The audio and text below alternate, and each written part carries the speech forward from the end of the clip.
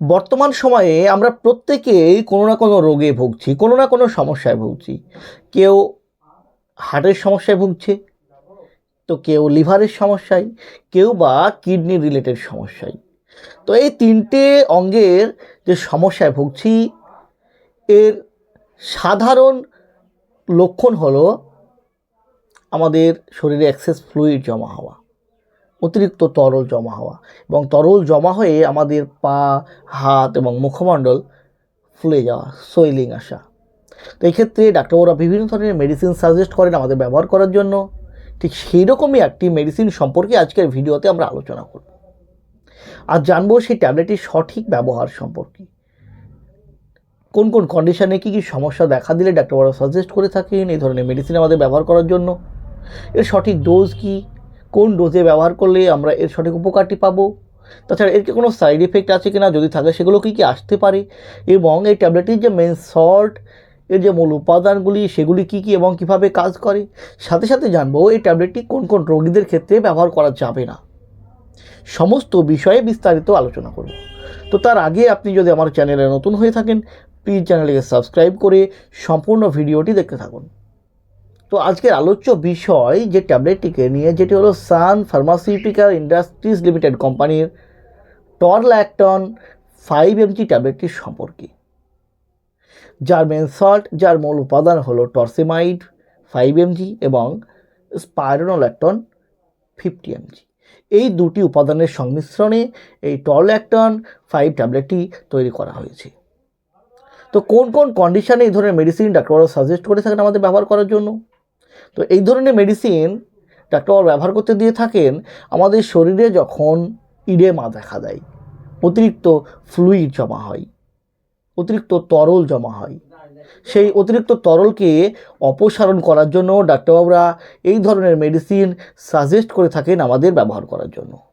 যেমন heart failure related oedema, অর্থাৎ হৃদরোগ জনিত কারণে আমাদের শরীরে সোয়েলিং দেখা দিলে, তাছাড়া লিভার বা কিডনি রিলেটেড কারণে আমাদের শরীরে ফ্লুইড দেখা দিলে, সেই ফ্লুইডকে অপসারণ করার জন্য ডাক্তারবাবুরা এই ধরনের মেডিসিন সাজেস্ট করে থাকেন ব্যবহার করার জন্য। এছাড়াও হাইপার টেনশনের রোগীদের ক্ষেত্রে, অর্থাৎ যাদের উচ্চ রক্তচাপ দেখা দেয়, সেই উচ্চ রক্তচাপকে নিয়ন্ত্রণ করার জন্যও এই টরল্যাক্টন ট্যাবলেটকে ডাক্তারবাবুরা সাজেস্ট করে থাকেন আমাদের ব্যবহার করার জন্য।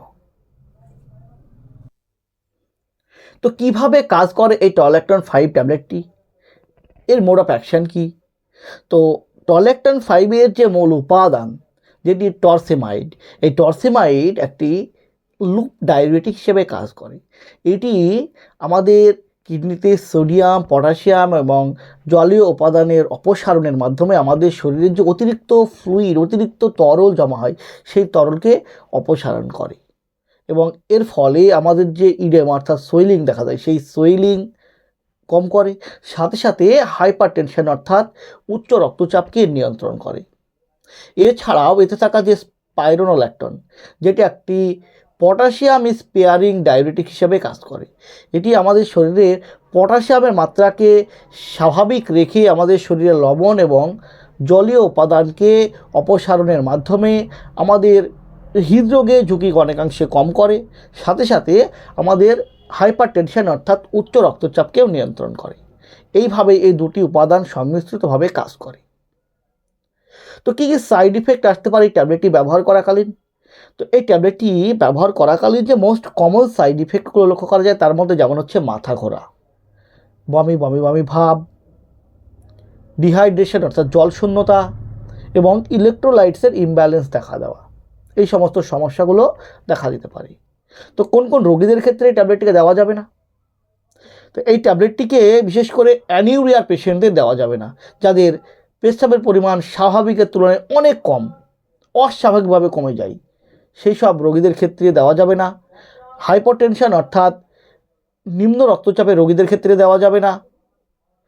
হাইপার ক্যালিমিয়া পেশেন্টদের দেওয়া যাবে না, অর্থাৎ যাদের শরীরে পটাশিয়ামের মাত্রা স্বাভাবিকের তুলনায় অনেকাংশে বেশি, সেই সব রোগীদের ক্ষেত্রে দেওয়া যাবে না। এবং এডিশন ডিজিজের ক্ষেত্রেও দেওয়া যাবে না ট্যাবলেটটি। তাছাড়া গর্ভবতী মা এবং স্তনদানকারী মায়েদের ক্ষেত্রে যদি দিতে হয়, অবশ্যই ডাক্তারের সঙ্গে কনসাল্ট করে তিনার নির্ধারিত ডোজে সাবধানতা সহকারে দিতে হবে। তো কোন ডোজে ট্যাবলেটটি আপনি ব্যবহার করবেন, এর সঠিক ডোজ কী? দেখুন, একজন রোগীর ডোজ নির্ধারণ করা হয় তার রোগের সিভিয়ারিটির উপর, তার বয়সের উপর, তার শারীরিক কন্ডিশন, তার ওজন, সমস্ত কিছুর উপর নির্ভর করে একজন রোগীর ডোজ নির্ধারণ করা হয়। তাই সেলফ মেডিকেশন না করে একজন ডাক্তারের সঙ্গে কনসাল্ট করে তিনার নির্ধারিত নিয়মে, তিনার নির্ধারিত ডোজে মেডিসিনটি ব্যবহার করবেন। ফলে সঠিক উপকারটি পাওয়ার পাশাপাশি আপনাকে সমস্যায় পড়তে হবে না। শুধু এই মেডিসিন বলে নয়, যে কোনো মেডিসিনের ক্ষেত্রে। আর তাছাড়া এই ধরনের মেডিসিন ব্যবহার করতে দিয়ে থাকেন বিশেষ করে সকালের দিকে, টিফিন করার পরে। কেননা এই ধরনের মেডিসিন ডায়ুরেটিক মেডিসিন হওয়ায় এটি ব্যবহার করার পরে অতিরিক্ত পেশাব হতে পারে, স্বাভাবিকের তুলনায় পেশাবের পরিমাণ বেড়ে যেতে পারে। তাই রাত্রির দিকে ব্যবহার করতে না দিয়ে সকালের দিকে ডাক্তাররা ব্যবহার করতে দেন এই ধরনের মেডিসিন। তো বন্ধুরা, এই ছিল টরল্যাকটন 5mg ট্যাবলেটটির সম্পর্কে একটি ছোট্ট ভিডিওটি যদি আপনার ভালো লেগে থাকে, যদি কোনো উপকার এসে থাকে, প্লিজ চ্যানেলটিকে সাবস্ক্রাইব করে লাইক দিতে ভুলবেন না।